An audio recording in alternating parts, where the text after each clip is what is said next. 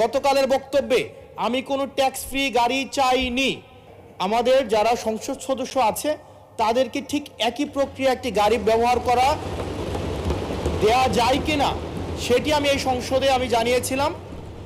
থেকেই একটা কমিটমেন্ট দিয়েছে বহুদিনের প্রচলিত যে ট্যাক্স ফ্রি গাড়ি এবং প্লট আমরা নিব না, এই বিষয়ে আমরা সিদ্ধান্ত নিয়েছি এবং গতকাল এই বিষয়টিকে সমর্থন জানানো পূর্বক আমি এই সংসদে একটা বক্তব্য প্রদান করি, যেটি আজকে বিভিন্ন মিডিয়াতে এটা একটা বিভ্রান্তি ছড়ানো হয়েছে।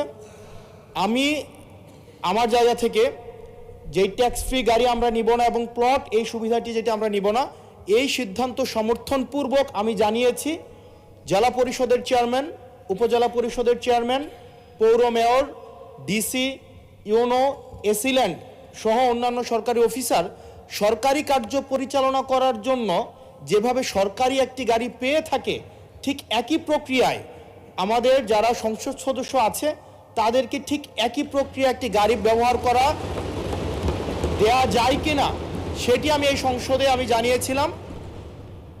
সরকারি মালিকানাধীন একটি গাড়ি যতদিন পর্যন্ত এমপি থাকবেন ঠিক ততদিন ব্যবহার করবেন এবং সেটির জন্য কিন্তু এক্সট্রা খরচও লাগবে না, কারণ আমাদের এই সংসদ সদস্যদেরকে কিন্তু ইতিমধ্যে 70,000 টাকা কিন্তু গাড়ি মেনটেনেন্স করার জন্য দেওয়া হয়।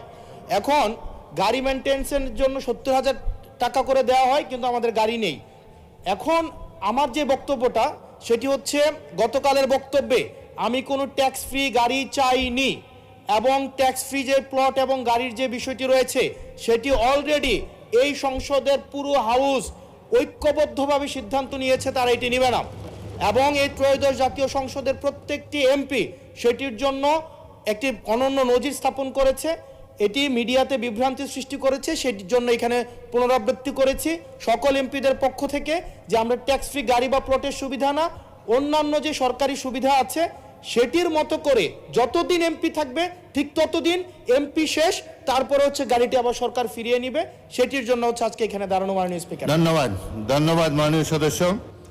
বিষয়টি ইতিপূর্বে ক্লিয়ার করা হয়েছে এবং আমার মনে হয় সংসদ সদস্যগণ ট্যাক্স ফ্রি গাড়ি এবং প্লট না নেওয়ার যে সিদ্ধান্ত গ্রহণ করেছে এটি দেশবাসী তাকে অভিনন্দন জানিয়েছে। ধন্যবাদ।